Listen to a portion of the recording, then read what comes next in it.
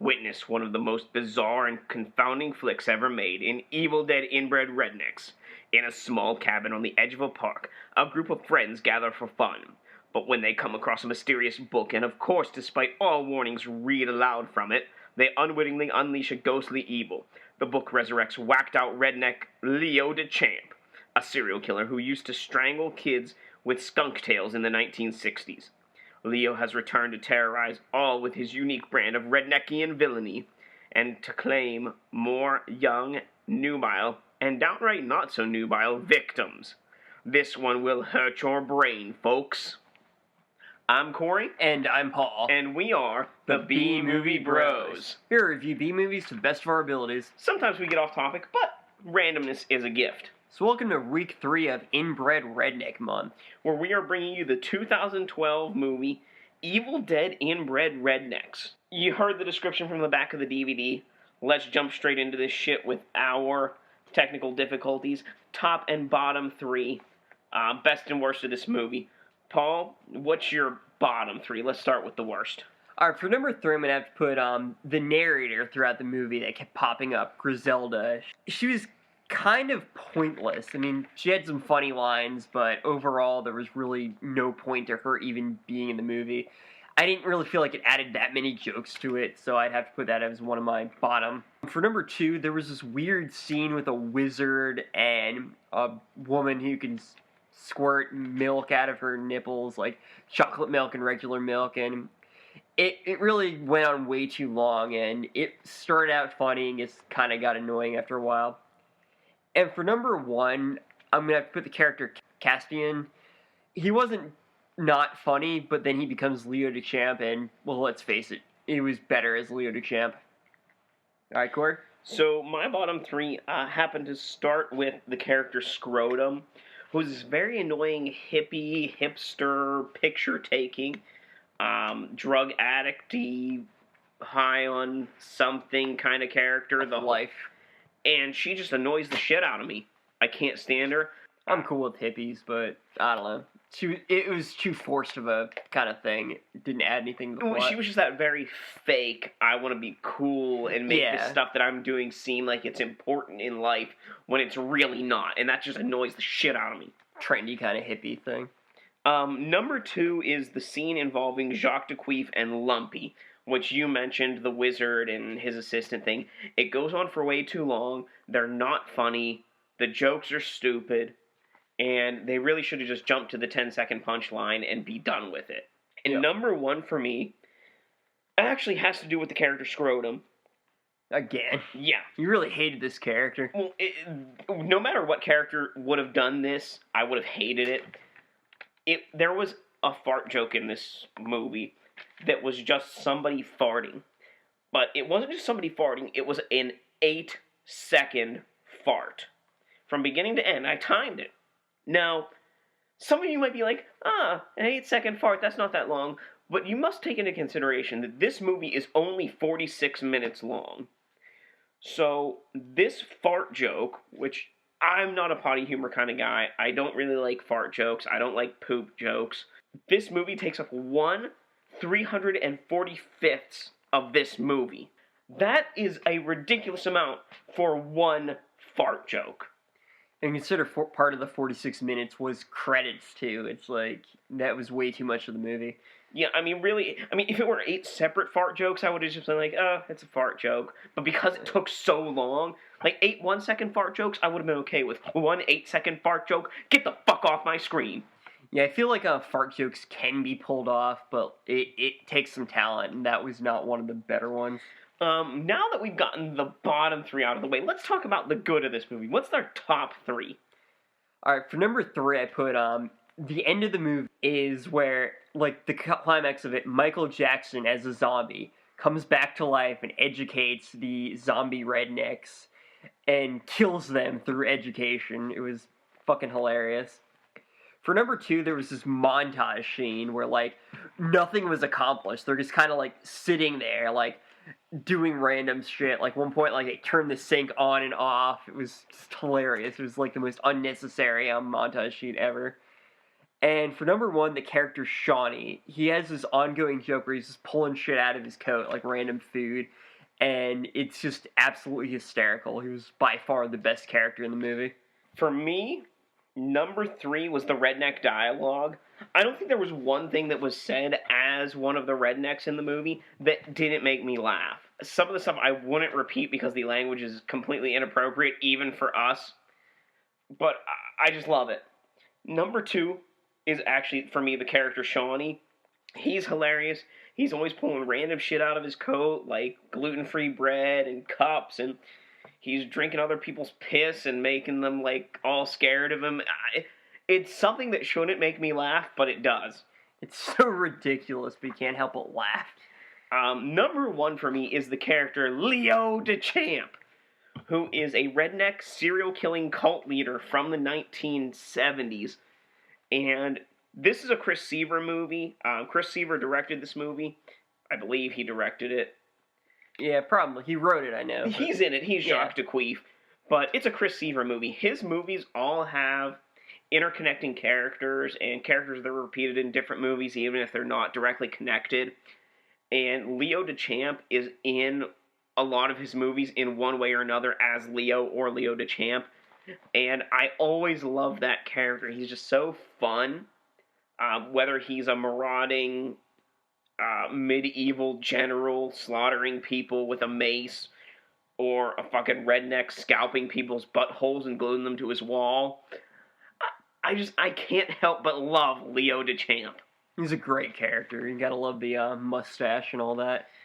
So yeah, that's my top 3. So, you know what? I love the redneck dialogue so much. I think we should go over some of the dialogue in this movie. I've got a couple quotes. I know you've got more than a couple. But let's have at it. Let's have a quote war! Quote war. Alright, Paul, you go ahead and start us off.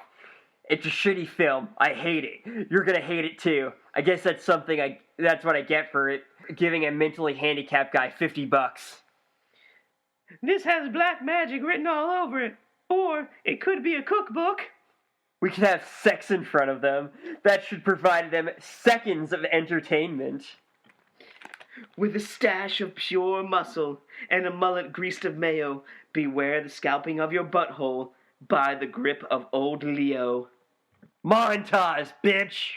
I couldn't help but hear someone yelling at their penis. What is this? A dead rat full of Chilean spices and herbs? If Jim Varney was the god of rednecks, then Leo DeChamp would be the devil. This one time, Ninja broke into my house. Well, it turned out to be my mom's black lover. Quiet, whore! I think a spirit has got a hold of her and it's trying to give us all boners. Pabst Blue Ribbon! Another one bites my nuts. Piss on her! It's the only way to kill her! Segregation. Oh God, Paul, I think you got me with that one. This movie is so quotable. I can't go on. Too many quotes. Every, minute of this, gives another, brilliant quote. This is such a fun movie to watch. That brings a conclusion to this episode's edition of Quote Wars. If you have a favorite quote from this movie, feel free to tell us it at BMovieBros. That's all one word on Twitter. On B-movie, space BROS, BMovieBros on Facebook. You can tweet Paul directly at BMoviePaul, or leave us a comment here on SoundCloud. What's your favorite quote? Who won this episode's Quote War? Have you seen this movie? Do you like this movie? Anything. Go for it. We should get into our final take here before we tell you something different than this piece of shit. Here we're going to give our final take. We're going to give this a score. 1 out of 10 on the shot scale. Our shot scale is a reverse scale. 1 to 10, 1 being the best, 10 being the worst. How many shots do you need to get through this movie? Just the shot score, Paul, what do you give it? I'm giving this movie a 2 out of 10. Well, I'm going to go out on a limb here and give this movie a 7 out of 10. 7 out of 10. But let's hear your reason why. Alright, this movie is hilarious. It's one of the best low-budget comedies I've ever seen. It just does not take itself serious. It's completely ridiculous. It's just so much fun to watch. Every time I've watched this movie, I've picked up on a different joke or just got a laugh on something I didn't even notice the first time I saw it. Some of the jokes go on a bit too long. Some of them are just kind of miss the mark and being funny. But Overall, this movie was just hilarious, and I've seen this at least 4 times, and I'm willing to watch it another 4 times. Overall, you just can't help but be entertained, and for 45 minutes, it does not drag on at all. I gave this movie a 7 out of 10. Now, I should hate this movie. It has terrible acting, a terrible story, and terrible characters, but somehow it all melds together with the awesome dialogue into one of the funniest pieces of shit that I have ever seen. The rednecks are spectacular, and everything in this movie is just so simple that it makes it just a wonderful piece of art. This movie is also incredibly short. It's only 46 minutes long, and it doesn't overstay its cheap welcome. It has me constantly laughing, and that's something that not a lot of movies that I've ever seen can do. I love this movie. I give it out a 7 out of 10. That's not because it's a bad movie. That's because it's so fucking shitty, and it's got some stupid stuff in it, but overall, there's so much good and hilarity in this movie that I can't help but love it, even though it's so bad. And I can't recommend anything better than Evil Dead Inbred Rednecks for a shitty movie to watch with your friends and have a good time without saying, oh, I wasted my money on buying that. No, you should buy this and pull it out anytime you want a good cheap laugh. It's great to show to new people too. Like they'll be like, "What the fuck am I watching?" Like just watch it. You're gonna love it. It's impossible not to like it. My fiance loved it. It's so funny. This is pure gold as far as B-movie comedy goes. It's lowbrow. It's hysterical. The lines are surprisingly like intelligent. Like they're unsophisticated, but they're intelligent. You can tell that they put a lot of thought into each one of them. You can tell that the writers are intelligent people. Oh, definitely. Now, we know not everybody likes the same kind of shit that we do, so we like to give every B-movie we review an A-movie companion. A movie of a higher class, a higher standing, a higher budget. No, Paul, what would you say is an A-movie companion for Evil Dead Inbred Rednecks? I picked the 2010 movie Tucker and Dale vs. Evil. I picked the 2013 movie Evil Dead. Why don't you go first? Alright, so both movies start out with college students going to a cabin in the middle of the woods. Cabin in the woods. Ooh. Both movies kind of subvert the typical cabin in the woods kind of genre, where Tucker and Dale kind of make the rednecks the heroes of the movie, and the main villain is a college student. This one just kind of was absolutely ridiculous. Just couldn't be taken seriously at all. Cabin in the woods, whoa. Both movies featured rednecks in some capacity, and honestly, both movies are just hilarious. I'd recommend either one of them to anyone who's looking to just have a good time, a few laughs, and just have a good movie experience. I fucking love Tucker and Dale vs. Evil. That's all I have to say on the matter. It's hilarious. I'm not even sure if it's an A movie, but it's got the guy who played the pilot from Firefly, so I guess that counts. Both fantastic movies. Recommend both of them. So, Evil Dead 2013. Now, this is the remake of The Evil Dead, or at least it was billed as a remake of The Evil Dead from 1979. I haven't acknowledged its existence yet, so... Now, if you're thinking, oh, The Evil Dead came out in 1983. Well, it came out in 1983, but it was filmed in 1979. But we're not talking about that one. We're talking about the 2013 quote-unquote remake. Both Evil Dead 2013 and Evil Dead Inbred Rednecks 2012 take major influences and have lots of homages to The Evil Dead from 1979 or 81, 83, whatever the fuck you think year it came out. Both movies actually do feature rednecks. There are rednecks in the credits of Evil Dead from 2013. Both have a demonic book which is read from because, why? Stupidity! Both have friends going away for a trip to a cabin in the woods. Both movies deal with possession, one by Kandarian demons. Well, actually, I don't think they call them Kandarian demons in the remake. One by rednecks. But, I really don't want to remember any more of the 2013 version of Evil Dead, so I'm just going to go and start watching Evil Dead Inbred Rednecks again. There you go. You had to drink through both of them, so... Yeah. There, that's a comparison. So there you go. Once again, for me, The better movie here is actually the B movie, Evil Dead Inbred Rednecks. Much better than Evil Dead, the 2013 remake of the original, The Evil Dead. I think my A movie and my B movie are up for this episode are kind of tied. They're both really good movies. But as you mentioned it, I saw Evil Dead the remake in theaters, at a theater that did not allow me to bring drinks, so unfortunately I did not get to drink through it.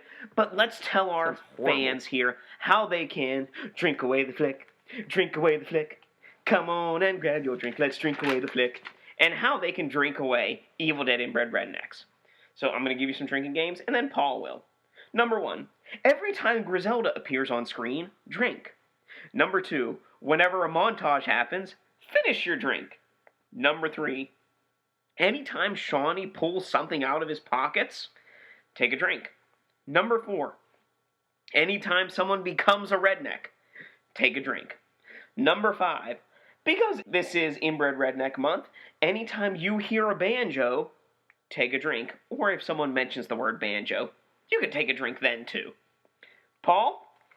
Every time someone says the name Leo Deschamps, take a drink. Every time another Chris Seaver movie is referenced, take a drink. Every time there's a shit or fart joke, take a drink. And every time the characters talk about sex, take a drink. And finish your drink if it happens to be incestual. And those are your ways to drink away this flick. That's about it.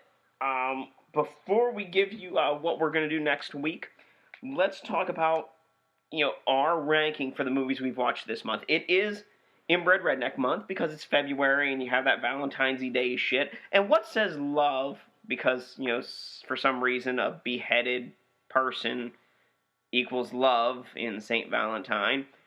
But what says love more than Inbred Rednecks? We need to give our current rankings for the redneck movies we've watched so far. So for me, I'd have to say in the number 3 spot out of the 3 movies we've watched so far this month is Blood-Sucking Redneck Vampires.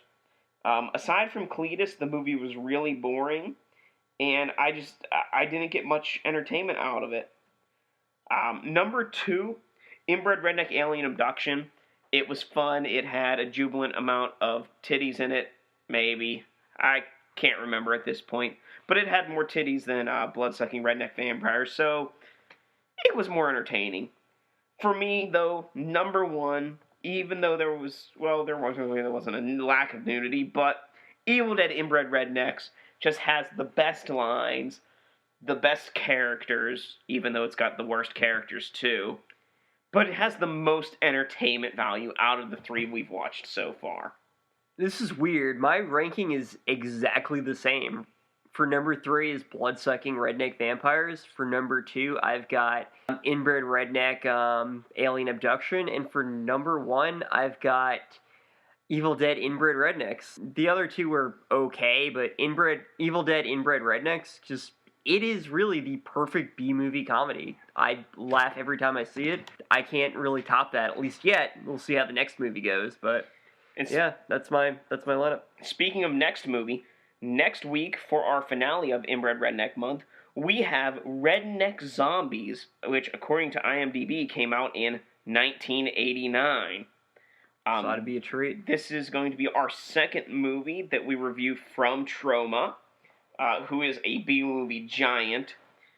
So, I've seen the movie before, but I don't think you have, Paul. Not yet. So I'm excited to see your reactions and your experience to this movie. I'm not going to spoil anything yet. That's it for this week. Until next time, friends, be brave, be alive, be back next week.